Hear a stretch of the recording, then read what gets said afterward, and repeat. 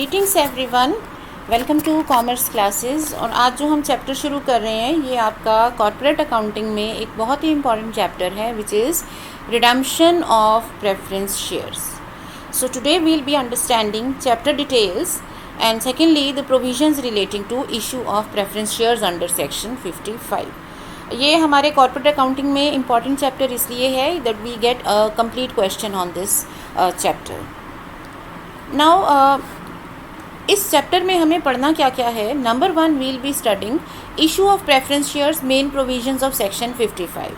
मतलब जब एक कंपनी प्रेफरेंस शेयर्स को इशू करना चाहती है तो कंपनी लॉ में, कंपनी एक्ट में क्या मेन प्रोविजंस हैं जिसके अंडर आपके शेयर्स इशू होते हैं। Once we know the basic provisions, then we'll directly move on to the chapter that is redemption of preference shares. So इसमें हम पढ़ेंगे नंबर 1 इसका मीनिंग और मेन प्रोविजंस, कंपनी एक्ट के कौन से प्रोविजंस हैं which guide redemption of preference shares. Then we'll go into the details of these main provisions which are also called main conditions. इन्हीं प्रोविजंस को हम कंडीशंस कहते हैं। तो इन कंडीशंस की हम प्रैक्टिकल इम्प्लीकेशन सीखेंगे, फिर इनके बेसिस पर वर्किंग नोट्स कैसे बनाए जाते हैं और जर्नल एंट्रीज क्या की जाती हैं। सो इन अ वे हम स्टेप बाय स्टेप एक प्रॉपर कंप्लीट क्वेश्चन सीखेंगे करना। Now once we have done a proper question on the redemption of preference shares, तो हमें ये याद रखना है कि जो रिडम्पशन ऑफ प्रेफरेंस शेयर्स का क्वेश्चन होता है ये कभी भी आइसोलेशन में नहीं आता, ठीक है। इसमें कुछ और चीज़ें भी क्वेश्चन में ऐड की जा सकती हैं which are called preliminary step. कुछ इससे पहले हमें करने को बोला जा सकता है, कुछ इसके बाद बोला जा सकता है, जिसे हम post redemption work and pre redemption work बोलते हैं। अब प्री रिडम्पशन वर्क में क्या आ जाता है, जैसे अगर हमारे शेयर्स जो हमें रिडीम करने हैं अगर उनमें एरियर्स हैं तो उनको कैसे डील करें, और if the company हैज़न paid dividend तो डिविडेंड की पेमेंट की एंट्रीज क्या होंगी। अब प्री वर्क ऐसा है जो आपके मेन चैप्टर से डील नहीं करता है, इसको आपने पहले भी कहीं ना कहीं पढ़ा हुआ है। जैसे एरियर्स के लिए हमें फॉरफीचर करना होता है, we receive arrears sometimes from the share holders, तो इनकी एंट्रीज हमें आती हैं। So it is not new, ठीक है ना। तो इसलिए इस पार्ट को हमने मेन क्वेश्चन से सेपरेट कर लिया। एक बार हम मेन जो क्वेश्चन है उसको समझ लेंगे तो उसके आगे पीछे क्या ऐड करना है वो हम उसमें ऐड कर सकते हैं। सिमिलरली पोस्ट वर्क में आ जाता है बोनस इशू। तो बोनस इशू भी आपने शेयर कैपिटल के चैप्टर में पढ़ा होगा, फाइनल अकाउंट्स में भी पढ़ा होगा, तो वही चीज़ यहाँ भी करनी है। सो इकट्ठा एक क्वेश्चन हम करेंगे जिसमें प्री और पोस्ट वर्क दोनों होंगे, बट मैंने डेलिब्रेटली रिडम्पशन को सेपरेट रखा है सो दैट कि हमें जो मेन चैप्टर है वो क्लियरली समझ में आ जाए। ओके, सो उसके बाद मेन क्वेश्चन के बाद हम करेंगे ये एक full fleshed question.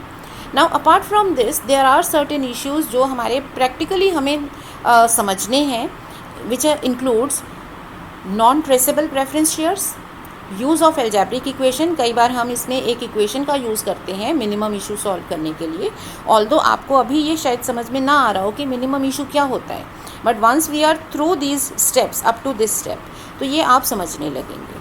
Then we have redemption by conversion. जब आप प्रेफरेंस शेयर्स को रिडीम करते हो उसके बदले में नए शेयर्स देखें। Okay, so these are all practical parts. उसके बाद हमारा थियोरी आ जाती है, what are CRR, meaning and uses, main provisions. ये मेन प्रोविजन हमने यहाँ भी पढ़े हैं, बट एंड में मैं सिर्फ इसलिए इनको दे रही हूँ so that you understand the theory, कि हमारा इसमें थियोरी क्वेश्चन भी बनता है। सो एक रिवीजन हो जाएगी थियोरी की। Then does redemption leads to capital reduction, क्योंकि आप शेयर रिडीम कर रहे हो, आप शेयर होल्डर्स को उनका पैसा वापस कर रहे हो, उनसे शेयर्स लेके ख़त्म कर रहे हो, तो क्या इससे कैपिटल कम हो जाती है? That we need to understand. Apart from that ये जो प्रैक्टिकल पार्ट हम सीखेंगे इसमें कुछ और हमारी थियोरी के क्वेश्चंस बन जाते हैं, कॉन्सेप्चुअल इश्यूज़ होते हैं, like what is meant by proceeds of fresh issue, और आ जाता है व्हाट आर फ्री रिजर्व्स। ये टर्म हम बहुत बार यूज़ करेंगे। सो फ्री रिजर्व्स क्या होते हैं वो भी हमें समझना है। Apart from that we have another thing, what are the sources for providing for premium on redemption. Premium जो है रिडेम्पशन का उसमें हमारे सोर्सेज क्या हैं, क्योंकि अगर आप अपने प्रेफरेंस शेयर्स को प्रीमियम पे रिडीम करते हो, आपकी टर्म्स कहती हैं 10% प्रीमियम दो, तो उस प्रीमियम को जो कि आपके लिए, कंपनी के लिए एक लॉस है, तो उस लॉस को कैसे कैंसिल करें। सो उसके सोर्सेज क्या हैं, सो इनका भी सेपरेटली हम एक कॉन्सेप्चुअल नोट प्रिपेयर कर लेंगे, समझ लेंगे, ठीक है। So today we will be working on issue of preference shares section 55। Now we all know that preference shares ऐसे शेयर्स होते हैं which are having preferential right regarding dividend and regarding repayments of the amounts at the time of liquidation of company. Our preference shares can be of two types.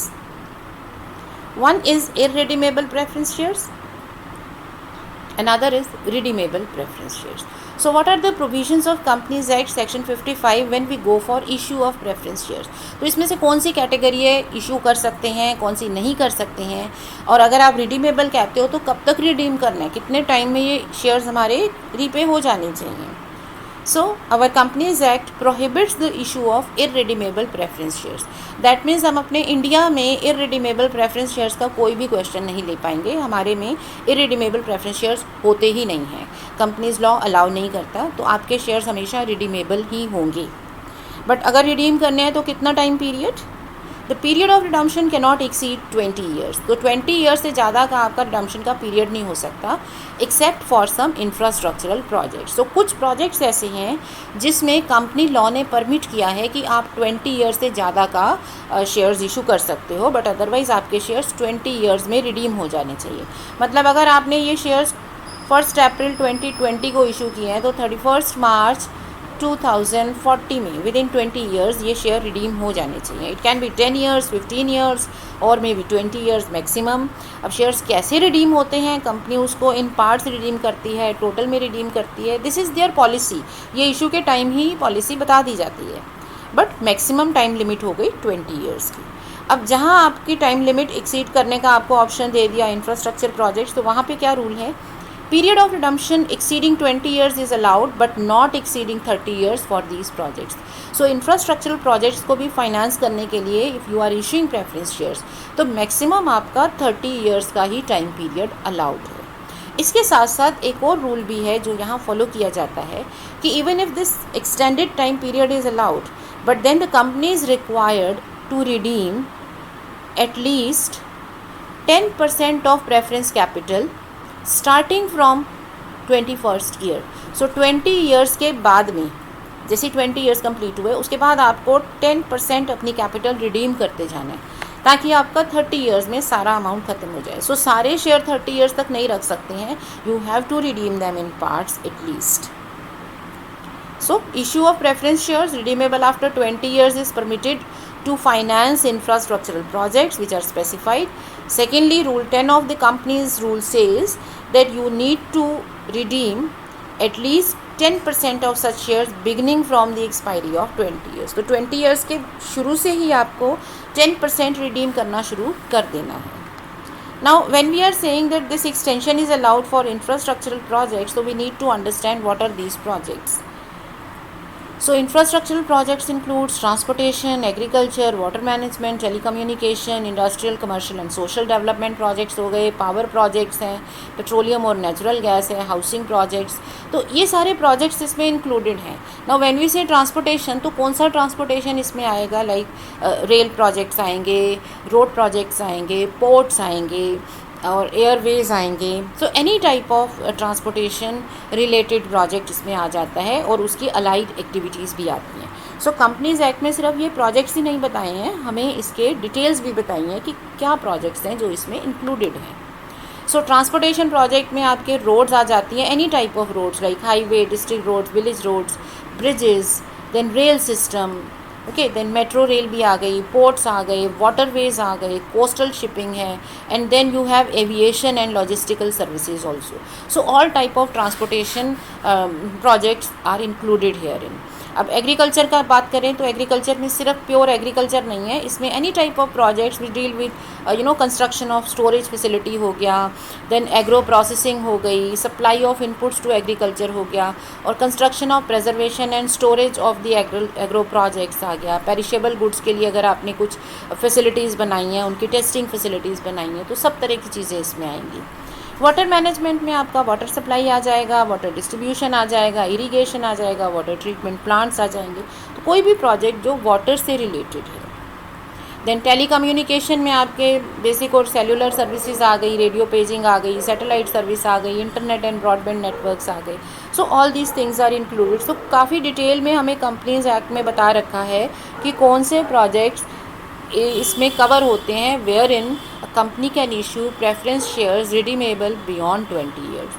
फिर उसके बाद industrial, commercial, social development and maintenance projects हैं, इसमें real estate है, tourism है, then public buildings आ गई, trade fair से रिलेटेड आपका वर्क आ गया, एग्जीबिशंस और कल्चरल सेंटर्स के कंस्ट्रक्शन आ गई, स्पोर्ट्स एंड रिक्रिएशनल इंफ्रास्ट्रक्चर बनाने के आपके आ गए, public gardens, parks, construction of education, then hospitals. So anything relating to social development and its maintenance, like it includes solid waste management system, sanitation and sewerage systems. So जिस भी activities है आपकी country का infrastructure develop हो रहा है, ठीक है ना, वो सब इसमें आती हैं। सिमिलरली पावर प्रोजेक्ट्स हैं, तो इसमें जनरेशन ऑफ पावर है, any type of power including the renewable sources, फिर power transmission, power distribution, trading in the power और by laying of network etcetera, ये सब आ जाते हैं। Petroleum and natural gas projects में उनका एक्सप्लोरेशन है, प्रोडक्शन है, import terminals हैं, then you have regasification, liquefaction, storage terminals, transmission network, distribution networks including gas structures also। Housing में आपके आ जाते हैं urban and rural housing including public housing, slum rehabilitation and उससे related activities like drainage, lighting, laying of roads. तो जो कुछ भी आप सोच सकते हो ना कि एक हाउसिंग प्रोजेक्ट में आता है, वो सब इसमें इंक्लूड किया गया है।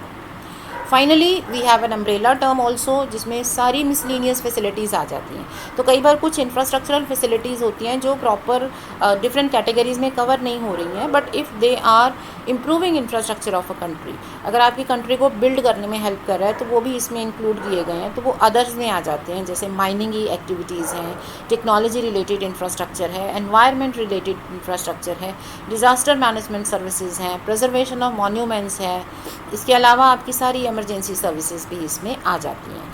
सो ये वो सारी केसेस हैं where in a company is allowed to issue preference shares redeemable beyond 20 years but with in 30 years. और उसमें कंडीशन याद रखो, 10% प्रेफरेंस शेयर्स हर साल रिडीम करने होंगे from the start of 20 years, expiry of the 20 years. So ये हमारे activities हैं जिसमें आपका टाइम पीरियड एक्सटेंड करते हैं। So I hope this is clear to you. So ये बेसिक चीज़ थी जो हमें पता होनी चाहिए कि हमारे प्रेफरेंस शेयर्स जो हम रिडीम कर रहे हैं उनका टाइम पीरियड क्या था, कब से रिडेम्पशन शुरू हो रही है। और किसी क्वेश्चन में अगर 10% ही शेयर रिडीम करने को आ रहे हैं तो आप उसमें कंफ्यूज ना हो जाओ कि ये कम क्यों कर रहे हैं। वो कम इसलिए कर रहे होंगे क्योंकि वो इंफ्रास्ट्रक्चर रिलेटेड प्रोजेक्ट्स हैं जो 10% हर साल रिडीम करने होंगे from the expiry of 20 years, ठीक है ना। So this basic understanding of preference shares and their redemption is now known to us. तो अब जो हम नेक्स्ट वीडियो शुरू करेंगे वो हमारा क्लियरली इस चैप्टर से डायरेक्टली बिलोंग करता है। We'll start with the redemption of preference shares in that. So I hope it is clear. So thank you for the day.